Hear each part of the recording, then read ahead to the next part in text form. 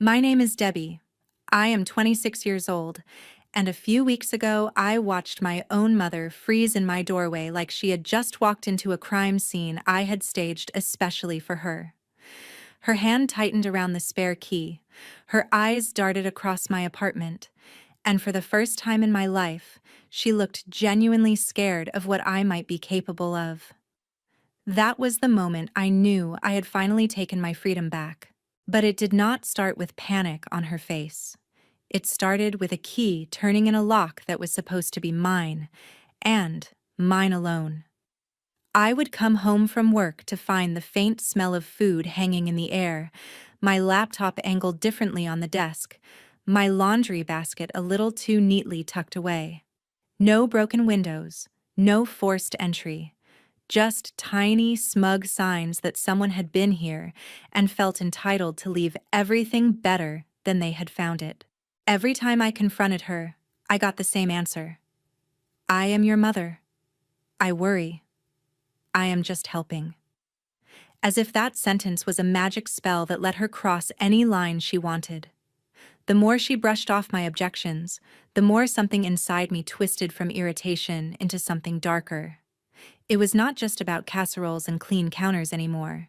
It was about the feeling that I had escaped my childhood house only to realize she had followed me with a key in her pocket and a smile on her face. So I made a decision. If she insisted on breaking into my life, then she was going to walk into a situation she could not laugh her way out of. Have you ever felt like a parent's love turned into a cage you had to break, even if it meant getting a little revenge to finally breathe? If you relate, stick around till the end and hit subscribe so you do not miss how this story explodes. The night everything snapped for me was a random Wednesday that should have been boring. I trudged up the stairs after a 12-hour day at the agency, already rehearsing the order I was about to place on my delivery app. By the time I reached my door, I was too tired to be suspicious. The lock clicked. I pushed the door open, and the first thing I saw was my bedroom door standing half open. I never leave my bedroom door half open. My pulse kicked up. I dropped my bag by the entryway and walked in slowly, like I was the intruder. My bedspread was smoothed out, hospital tight, the way I never make it. The jewelry dish on my dresser had been moved 2 inches to the left. The little box where I kept old letters and a couple of private photos sat slightly ajar. She had not just checked whether I was eating, she had gone through my things. In the kitchen, a glass casserole dish sat in the middle of the counter, covered in foil with a note taped on top. You never eat enough. Love you. The words blurred for a second as anger pressed hot against my skin. Love you. As if love meant she could march into my apartment and audit my life whenever she got bored or lonely. For a second, I was 16 again, standing in my childhood bedroom with my diary open on the floor, my handwriting exposed. I could still hear her voice from that day, so casual it cut like a knife. If you don't have anything to hide, why are you locking this? She had smiled then, like she was teaching me a lesson, not violating me. Now, years later, her voice echoed in my head as I stared at that open box on my dresser. Same move, different zip code. I grabbed my phone before I could overthink it and hit call. She picked up on the second ring, bright and cheerful. Hi, sweetheart. How is my hardworking girl? Did you see what I left you? Yeah, I said, forcing my voice to stay level. I saw the food. And the fact that you were in my bedroom. There was a tiny pause, just long enough to confirm she knew exactly what I was talking about. Oh, Debbie, please. I was just straightening up. You live alone. It is not safe to have things lying around. And I wanted to make sure you did not have some random guy crashing here without telling me. There it was. The real reason. She was not just worried. She wanted proof, evidence, control. You went through my stuff to check if I have a boyfriend? My voice cracked, shock melting into fury. I am your mother, she repeated, like a script she never had to edit. I need to know what is going on in your life. You have always been impulsive. Remember that boy in high school? The one with the motorcycle? If I had not read your diary, who knows what would have happened. I laughed quietly, but there was no humor in it. Right. You saved me by proving I could not trust you with anything private. She sighed dramatically like I was being unreasonable. You are overreacting. Again. I brought you food. I tidied up. You should be thanking me, not accusing me. Something inside me clicked into place. The same conversation, over and over, stretched from my teenage bedroom into this tiny apartment. I could picture it like a split scene in a movie. On one side, 16-year-old me clutching a journal. On the other, 26-year-old me gripping my phone, apartment smelling of reheated cheese. Same power play, same dismissal. Listen, I said slowly, feeling the words solidify as I spoke. This is my home, not yours, not ours, mine. You do not get to walk in whenever you want just because you feel lonely or bored or curious about my dating life. Her tone sharpened. Excuse me? Lonely? Bored? I am working my tail off to make sure you are okay and you are calling me nosy? I am calling you invasive, I shot back, and I am done pretending it is fine.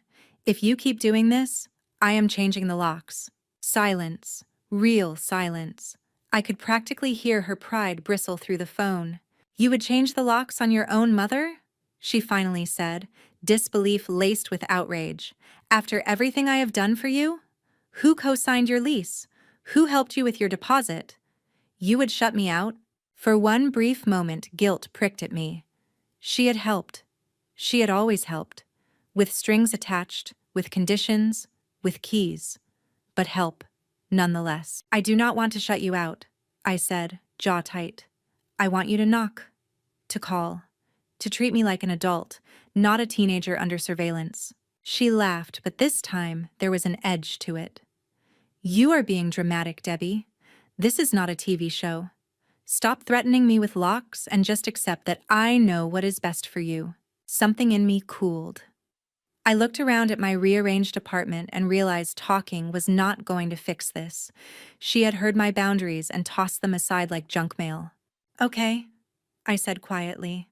You have made your position really clear. Good, she replied. I will come by tomorrow and we can talk like civilized people. I will bring groceries. No, I answered. Do not come by. Not until you are willing to treat my door like it actually means something. Before she could launch into another monologue, I hit end. The call cut off mid-inhale. I stared at my phone, my thumb still hovering over the screen, half expecting it to ring again. It did not. For the first time, I had hung up on her. For the first time, I knew she was sitting somewhere, staring at her own phone, wondering if she had pushed me too far. And for the first time, I decided that if she would not respect my boundaries out of love, then she was going to learn them the hard way. 2 days later, I found out exactly how seriously she had taken my threat. It was Friday night, and all I wanted was a shower and quiet. I climbed the stairs, my muscles aching, and stopped when I saw a familiar car parked crookedly near the building entrance. My stomach tightened. That was her car. Maybe she is visiting someone else, I told myself, even though I knew almost no one else in the building. Denial works best in the 5 seconds before everything collapses. I walked down the hallway, my keys clenched in my fist. As I turned the corner, I heard laughter coming from my apartment. My apartment. The door was unlocked, slightly open. Every instinct in me screamed. I pushed the door in with my fingertips. She was sitting on my couch like she lived there, shoes off, a mug in her hand. Next to her, my younger sister Grace scrolled through her phone, comfortable, relaxed, like this was some family hangout spot we had all agreed on. A grocery bag sat on the table, my fridge door still halfway open. My brain went blank for a second. What are you doing here? I managed. My mother sprang up, that bright, rehearsed smile snapping into place. Surprise! Look who I brought to see your place finally. She gestured to the room like a realtor. I told her you have been so busy. and she should come over instead of driving all the way back to the suburbs. Grace lifted a hand in a half-wave. Hey, Deb. Long shift. Mom said you would not mind if we crashed for a bit. I stepped fully inside, shutting the door behind me, and suddenly, the small apartment felt even smaller. You have my number, I said slowly. You could have asked. My mom rolled her eyes just a little, the way she used to when I complained about curfew. If I had asked, you would have said no. You always say you are tired. You do not know what is good for you. Family time is good for you. The words landed with a thud. There it was again. She knew better. My no did not count. Grace shifted, clearly uncomfortable. Mom said you have been working nonstop and not taking care of yourself, she added quietly. She made it sound like you were falling apart. The anger in my chest flashed white-hot. So that was the story. In her version, she was not a controlling parent bulldozing my boundaries. She was a hero, dragging her helpless daughter back from the edge. Did she also tell you I asked her not to come over unannounced? I asked, eyes locked on Grace. My sister glanced at our mom, then back at me. She said you were just stressed and being a bit dramatic. Dramatic. The word tasted like acid. For a moment, I saw the scene from above, like one of those multi-angle shots in a family drama. On one side, me with my key in my hand and tension tightening every muscle. On the other, my mother, still half convinced she was the victim here, and Grace stuck between us, trying to be the peacekeeper even as she was being used as backup. Get comfortable, Grace, my mom chirped, oblivious or pretending to be. I brought stuff to make dinner. We will cook, eat, maybe watch something. It will be fun. Debbie, you can relax for once instead of pushing everyone away. Stop. The word came out sharper than I intended, but I did not take it back. You broke in. Again. And now you are acting like I am rude for not throwing you a welcome party. Her smile faltered. Excuse me? You heard me, I said, my voice low but steady. I told you not to come by without asking. I hung up on you because you kept ignoring what I need. And instead of listening, you brought my sister as a prop, so you could pretend this was some cozy family visit. Grace flinched like I had slapped her. I am not a prop, she murmured. I know you are not, I said, softening just for her. That is why I need you to hear this. Mom keeps saying she is just helping, but she is not. She is crossing lines that she knows I have set. She used you to make herself look less wrong. My mother's face hardened. How dare you speak to me like that in front of your sister? She snapped. I am your mother. I do not need your permission to check on you. Yes, I replied. You do. That is exactly what you need. The air in the room thickened. Grace put her phone down slowly. Mom, she said carefully, maybe you should have told her we were coming. Just a text. My mother shot her a look. Whose side are you on? There should not have to be sides, I said, but you keep forcing one. For a second, it looked like she might storm out. Instead, she crossed her arms and sat back down. Fine. We are here now. We are staying. I already unpacked the groceries. Something inside me snapped. Then pack them back up, I said. You both need to leave. You are not serious, she said, voice rising. It is just one night. Exactly, I answered. One night where you could prove you respect me, and you chose not to. I walked to the door and opened it wide. My hands were shaking, but I held the frame. Grace stood up first, eyes flicking between us. Deb, I do not want to fight with you, she whispered. We can talk about this later. We will, I said, without surprise visits. She slipped past me, brushing my arm in a silent apology. My mother stayed seated for a heartbeat too long, testing me. When she finally stood, she leaned in close enough that only I could hear. If you push me out like this, do not expect me to be there when everything falls apart, she hissed. I met her gaze. Maybe that is exactly what I need to find out. She walked out, shoulders rigid, and I shut the door carefully behind them. My hands were still shaking, But this time, it was not from fear. It was from the realization that the next steps could not just be words or threats. If love was her excuse to keep breaking in, then my revenge was going to be teaching her what it felt like to be shut out. The next morning, I woke up with a knot in my stomach and a decision sitting heavy on my chest. I had told her I would change the locks. It was time to stop using that as a bluff. On the way to work, I called a locksmith and booked an appointment for the afternoon. When I hung up, a strange calm settled over me. I was not just complaining anymore. I was taking something back. Of course, the peace lasted all of 30 minutes before my phone lit up with her name. 3 missed calls. 2 messages. "Call me, we need to talk."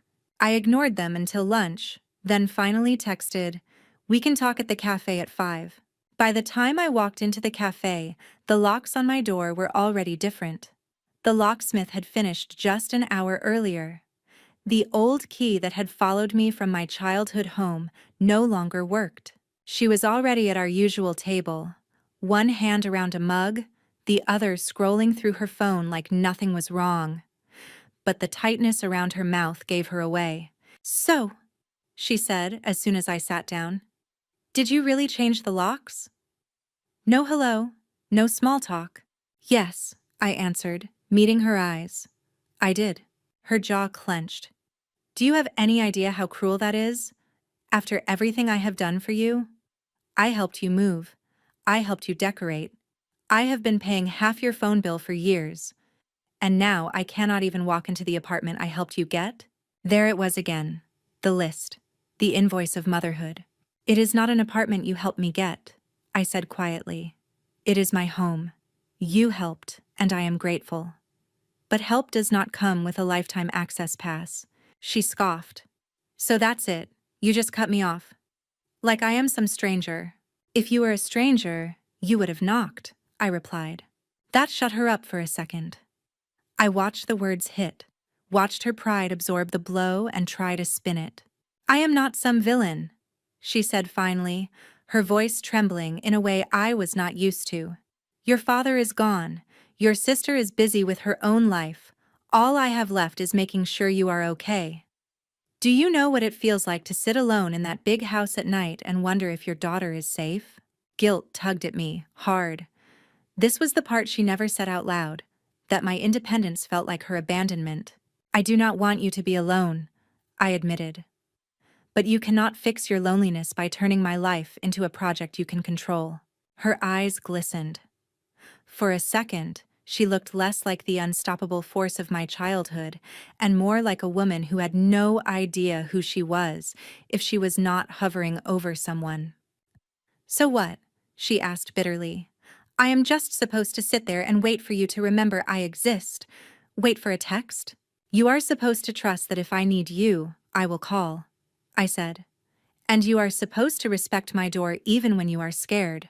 She swallowed, then put the mug down a little too hard. "And if I do not?" I leaned back, suddenly exhausted. "Then the lock stay changed, and the distance between us is on you, not me." Her face reddened. "You know what?" she snapped. "You cannot keep biting the hand that feeds you. If you are so independent, maybe I should stop helping you financially. No phone bill, no emergency money, nothing. We will see how grown up you really are."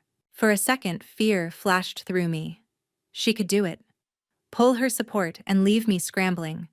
But underneath the fear, something else stirred. Relief. Because if she did that, there would finally be no excuse for her to hold over my head. "Do what you need to do," I said, surprising myself with how steady I sounded. "If your help comes with this much control, maybe I should stop taking it." She stared at me like she did not recognize me. Then, quietly, she said, "You are really willing to throw away your own mother over a lock and a key." I shook my head. "I am willing to stop letting my mother treat my life like an open house." We sat in silence for a long moment. In my head, another scene played out, a what-if running parallel to this one. In it, I imagined not changing the locks. I watched myself come home 5 years from now to find her sitting on my couch, still rearranging my things, still reading my mail, still acting like my boundaries were cute suggestions. In that version, I was older, more tired, and even more resentful. I blinked and came back to the real cafe, to the real woman in front of me, to the very real key that no longer fit my door. I am not doing this because I hate you, I said softly. I am doing it because if I do not, I will start to. Her expression flickered, something fragile breaking through the anger. She opened her mouth, closed it again, then finally said, I need time to think. She stood up, grabbed her bag, and left without hugging me. As the door of the cafe swung shut behind her, I realized the balance between us had shifted. The locks were changed, the threat of money being cut off hung in the air, and for the first time, she was the one on the outside looking in. But I also knew this was not over. Knowing my mother, she would not accept this new reality quietly. And if she was going to keep treating my life like a game, then I was about to change the rules in a way she would never forget. By Monday, the silence between us had stretched into something thick and heavy. No calls, no texts. Just a few read receipts on messages I sent to Grace, who responded with vague, neutral replies. Mom is mad. She thinks you went too far. I am not getting in the middle. It was exactly the kind of silence that made me nervous. My mother did not do quiet. Quiet meant plotting. I needed to be one step ahead of her for once. So I called the only person who had watched this dynamic from the outside long enough to understand how twisted it was. My friend Ella. We met at a small coffee shop a few blocks from my place, the kind with wobbly tables and decent espresso. As soon as I finished dumping the whole story on her, she sat back, eyebrows raised. She used your sister as a human shield, Ella said slowly, and then threatened to pull your money when you set a boundary. She shook her head. That is not just overprotective. That is control. I know, I sighed. But if I say that to her, I am ungrateful. Ella drummed her fingers on the table, a little spark of mischief lighting up her eyes. Then maybe words are not enough anymore. I frowned. What do you mean? She thinks walking into your apartment uninvited is harmless, right? Ella said. Because in her mind, she is saving you. What if, just once, she walked in, and it cost her something instead of you? The idea hung in the air between us. Dangerous. Tempting. I am not trying to traumatize her, I said, even as part of me wanted exactly that. I just want her to stop. Then give her a reason to stop, Ella replied. You do not have to hurt her. You just have to make the consequences of her behavior land on her instead of you. We spent the next hour tossing ideas back and forth. Some were too harsh even for the angry part of me. Fake hospital calls, fake police reports. Others were too mild, the emotional equivalent of hiding the casseroles. Eventually, the shape of a plan began to form. She uses that key like she is the landlord, Ella said. Fine. Make it so the next time she uses it, she ends up in a situation she cannot control. Embarrassing, scary, something that makes her realize this is not her territory anymore. I thought about my building manager who had already warned me once about unauthorized visitors after one of my mom's earlier appearances. I remembered the security cameras in the hall, the new policy about trespassing. What if I talk to the building manager, I said slowly, and explain that there is someone who keeps letting themselves in without permission? I tell him I am handling it, but if she comes again, I want him to treat it seriously. Not like a cute mom thing. Ella's eyes widened. You want him to confront her? Not scream at her, I said. Just enforce the rules. Make it clear that from the building's perspective, she is not special. She is just someone breaking in. We layered more details on top. I would invite my mom over under the pretense of needing help, like I was finally caving and asking for support. She would show up, key in hand, smug in her victory, only to find the door already unlocked, the apartment set up in a way that looked chaotic enough to trigger her fear. The building manager, prepped ahead of time, would be ready in the hall with a warning about unauthorized entry. No more invisible consequences. This time, people would see. And what about you? Ella asked. Where will you be? I pictured it. Me, already inside, waiting, not like a helpless kid caught breaking curfew, but like someone who had carefully designed every beat of what was about to happen. I will be right there, I said, watching her walk into the mess she taught me to clean up my whole life. Ella studied me, then nodded slowly. You are sure you can handle the fallout? I thought about the threat to cut off money, the years of boundary pushing, the diary, the key. I thought about how she had looked at me when she said I would regret pushing her away. I am done living in fear of her tantrums, I said. If this makes her furious, fine. If it makes her finally see me as an adult, even better. Either way, I cannot keep playing by her rules. Ella leaned forward, her voice dropping. Then you need one more thing. What? She smirked. You need to decide what you are going to say when she realizes it was all on purpose. When she looks at you and finally understands that you did not just change the locks. You changed the entire game. I imagined that moment. Her face, the realization, the outrage, the fear. For a second, I almost felt sorry for her. Then I remembered 16-year-old me holding that open diary, 26-year-old me staring at my rifled drawers, and the sympathy faded. I will tell her the truth, I said. That this was the only way left to make her feel what she has been making me feel for years. Ella exhaled. Then all that is left is to set the date. That night, back in my apartment, I stared at my phone for a long time before finally typing the message. Hey Mom, I know things have been tense.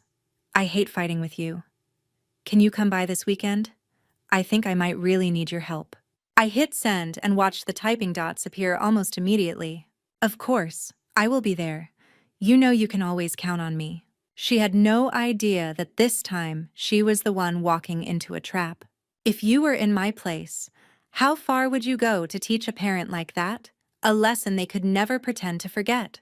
Saturday came faster than I expected. I woke up before my alarm, my heart already racing like my body knew what was coming. Today was the day my mother was going to walk into my apartment and finally feel something other than comfortable entitlement. First step was the building manager. I knocked on his office door mid-morning, palms slightly sweaty. Hey, I said when he looked up. I need to talk to you about something kind of serious. I explained carefully that someone had kept coming into my unit without permission, using an old spare key. I did not call her Mom. I called her an unauthorized person with a key I did not give. I told him I had already changed the lock, but that I expected she might try again, and I wanted the building rules enforced. He frowned. That is not okay, he said. Family or not, nobody gets to bypass the tenant. If I see her, or if security sees her using a key or messing with the door, that is trespassing. I can warn her. If she keeps it up, we escalate. Good, I said. I am inviting her today so I can confront her. I just need you nearby. I will text you when she is on her way up. He nodded slowly. You sure you want to do this? I thought about it. She acted like my home was hers, I said. It is time she sees how it feels when other people see her as someone who does not belong. Back upstairs, the second step was the apartment itself. I did not destroy anything. I did not want real damage. What I wanted was a scene that would slice straight through her fantasy that everything was fine as long as she could rearrange it. I pulled out my suitcase and left it open on the bed, half packed with clothes. I stacked some boxes by the door, labeled with black marker, kitchen, books, bathroom. On the coffee table, I laid out a printed copy of a fake lease cancellation email I had mocked up the night before. The subject line bold and clear.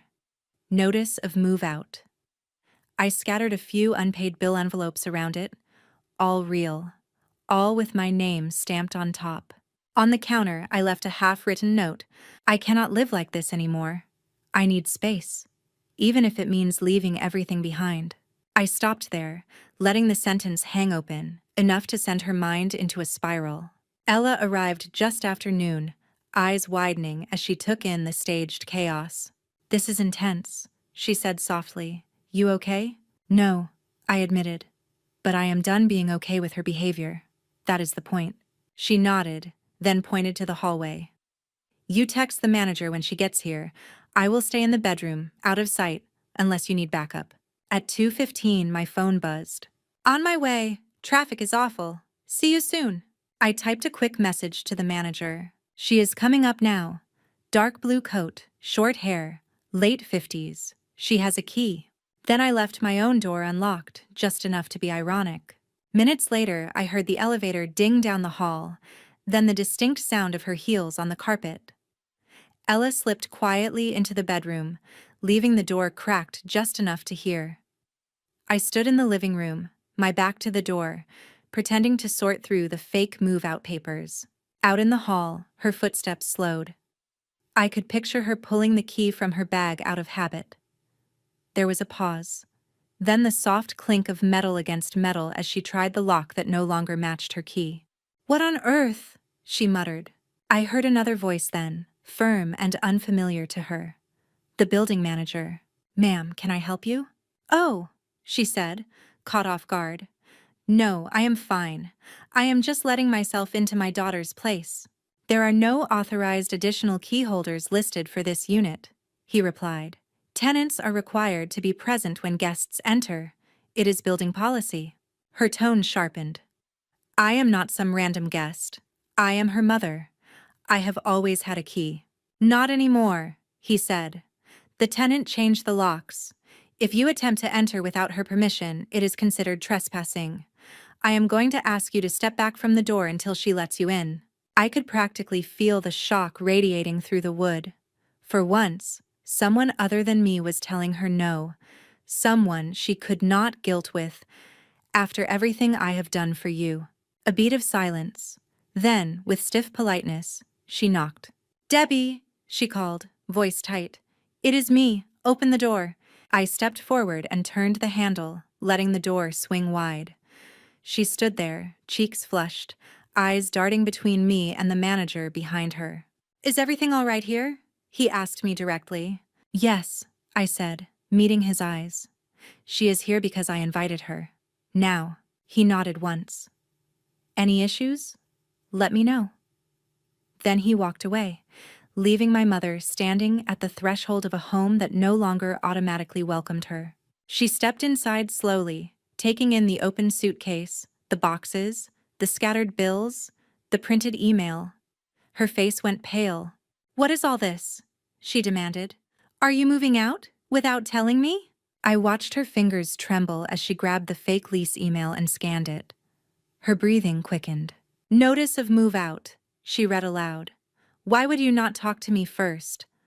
After everything I have done for you, you just leave? You know you cannot afford to move somewhere else right now. What are you thinking?" I folded my arms. "I am thinking about what it takes for me to have a life you no longer control." She looked up, eyes wide and hurt and furious all at once. "So you are punishing me. That is what this is. For years, you walked into my room, my diary, my apartment like you owned it," I said, my voice steady. "Every time I begged you to stop, you told me I was overreacting. You laughed. You acted like it was cute. Today, you finally felt what it is like to be treated like a person who does not belong." Her gaze flicked toward the hallway where the manager had been. "You talked to him about me?" she hissed. "You made me look like some criminal." "No," I replied. "You made yourself look like someone who does not respect boundaries. I just stopped covering for you." Her hands shook so hard the paper crinkled. "This is sick, Debbie. You set me up. You made your own mother look bad in front of strangers. What kind of daughter does that?" I felt Ella's presence like a silent anchor behind the bedroom door. I took a breath. "The kind of daughter who is done being treated like a child," I said. "The kind who has tried every gentle conversation, every calm explanation, and watched you ignore all of them. The kind who finally learned your language. Consequences." She stared at me, the realization slowly dawning. Her eyes moved from the suitcase to the note on the counter, to the open boxes, to the changed lock. Her face shifted from anger to something closer to horror. "You were never actually moving," she whispered. "This is all staged." I nodded. "But the part where the building no longer sees you as special? That is real. The part where your key does not work anymore? That is real too." She swallowed hard, eyes shining. "You humiliated me. You made me feel shut out, like I was nothing." I held her gaze. "Exactly," I said quietly. "Now you know what you have been making me feel for years." We stood there in the thick silence, the wreckage of our roles scattered around us like the fake boxes on the floor. Then she did something I had never seen before. She turned away from me, grabbed her bag, and walked to the door with rigid steps. "If this is how you want things to be," she said, not facing me, "then fine. You have your precious privacy. You will not have to worry about me breaking into your life anymore. Because I am done trying." She yanked the door open and slammed it behind her so hard the frame rattled. For a moment, I just stood there, heart pounding, ears ringing. Ella came out of the bedroom slowly, eyes wide. "That was brutal," she said, "but she needed to hear it." I nodded, though my throat ached. "For once," I whispered. "So did I." Somewhere down the hall, I heard the elevator doors open and close. My mother was gone. And for the first time, it felt like she could not just walk back in whenever she wanted. The revenge had landed. Now I had to live with what it changed. In the days after the confrontation, the silence that followed was different from the one before. Before, it had been loaded with threats and manipulation, with unspoken promises that she would show up anyway. Now, it was heavy in another way. Final. She did not text. She did not call. No surprise footsteps in the hallway. No casseroles cooling on my counter. My door stayed exactly the way I left it every morning. Closed. Grace was the first to break. A week later, my phone lit up with her name. "Hey," she said quietly when I picked up. "Mom told me what happened. Or at least her version." "Let me guess," I said. "I am a heartless monster who embarrassed her in front of the entire building." Grace sighed. "She said you set her up. That you made her look like some intruder. She left out the part where she has been letting herself in for months." I leaned against the counter. "Do you think I went too far?" There was a pause. "I think you finally did something that made her feel how intense this is for you," Grace said. "She is hurt, but she is also not denying what she did anymore. That is new." "How is she?" I asked, despite myself. "Angry," Grace admitted, "and embarrassed. Apparently, the building manager told her that if she tried to use a key again, without you there, they could involve security. She keeps saying she never thought anyone would treat her like that. That she is not some criminal." A twisted part of me felt satisfaction. Another part felt a small, unwelcome pang. "She is also freaking out because people at her book club heard her ranting about it," Grace added. "One of them told her she should maybe talk to someone about boundaries, like a therapist. She did not like that." I almost laughed.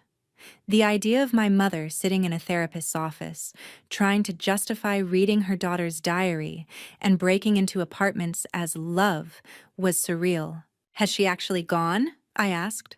"Believe it or not," Grace said. "Yes. She has had 2 sessions. She came home pissed the first time and quiet the second.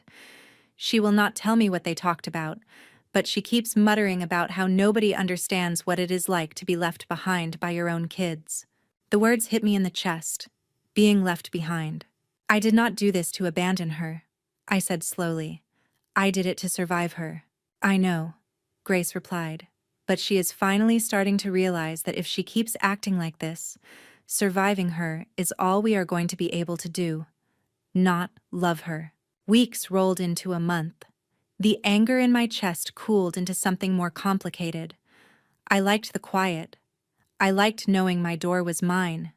But sometimes, late at night, I thought about her in that big house alone, staring at the same door she had once walked through to read my diary, now waiting for a knock that did not come. Then, one Sunday afternoon, my phone buzzed with a message from an unknown number. "It is me." I got a new phone. I know I am the last person you want to hear from, but I would like to talk. In person. Your choice. I stared at the screen for a long time. Then I typed back. Neutral place. The park by your old church. Tomorrow at 4. She was already sitting on a bench when I arrived the next day, hands wrapped around a paper cup of coffee even though it was warm out.